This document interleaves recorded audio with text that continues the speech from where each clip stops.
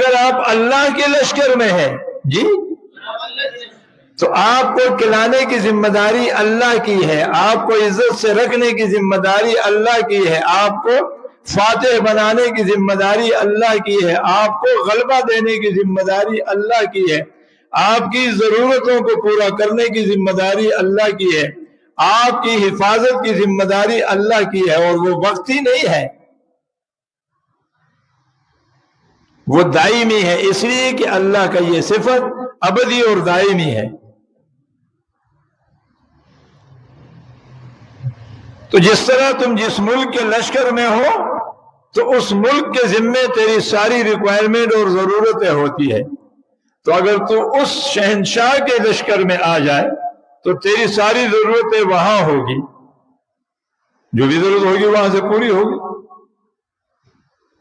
تو اس لیے فرمایا وعباد الرحمن یمشون علی الارض ہونا واذا خاطبهم الجاہلون قالوا سلاما واذا سألك عبادی عنی فانی قریب۔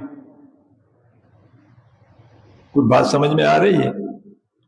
وعباد الرحمن یمشون علی الارض ہونا واذا خاطبهم الجاہلون قالوا سلاما۔ رحمان کا جو لشکر ہے، رحمان کے جو بندے ہیں، وہ زمین پر عاجزی سے چلتے ہیں، جاہل کوئی بات کہہ بھی دے وہ درگزر کر کے سلام کر کے چلا جاتا ہے۔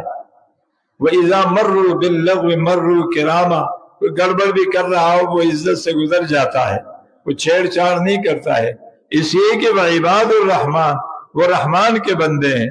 تو یہاں فرمایا وَإِذَا سَأَلَكَ عِبَادِي، یہ تو میرے بندے ہیں، میرا کوئی بندہ محبوبہ تجھ سے میرے متعلق پوچھے تو کہہ دو فإنی قریب، میں بہت قریب ہوں تمہارے۔